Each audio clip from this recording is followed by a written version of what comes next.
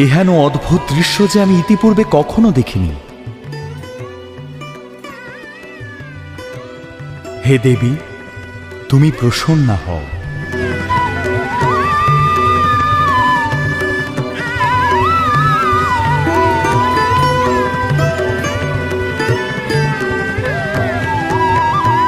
হে শিব, চেয়ে দেখো,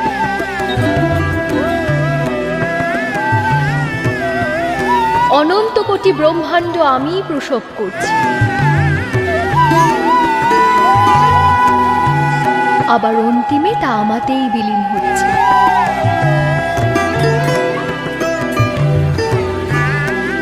হে শম্ভু, আমা হতেই বিশ্বের সূচনা, আবার আমাতেই তার ইতি।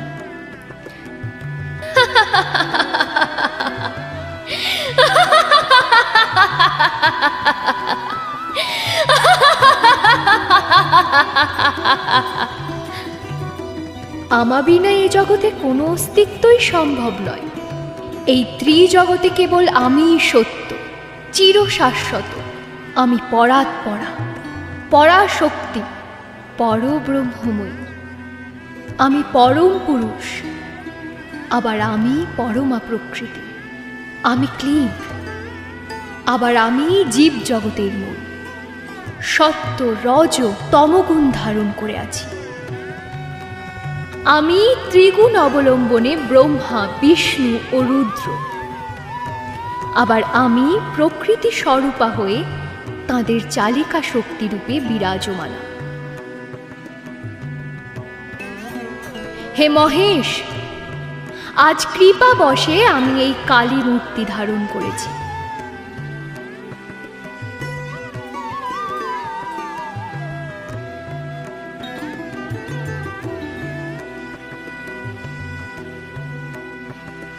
হে চৈতন্য জ্ঞানদায়িনী, তুমি আমার চৈতন্য ঘটিয়েছ। তুমি আমার চিৎকমলে স্থিত হও। আমার চিত্ত বহুকাল ব্যাপী ব্যাকুল, তাপদগ্ধ হয়ে রয়েছে। হে দেবী, হে মাতা, শক্তি বিনা শিব যে সব মাত্র। তাই তোমার চরণ পদ্ম বক্ষে ধারণ করে আমি পরমানন্দ লাভ করতে চাই। চৈতন্যময়ী আমার চেতনা চৈতন্য করে দে মা চৈতন্যময়ী, তোর ভাব সাগরে ভেসে আমি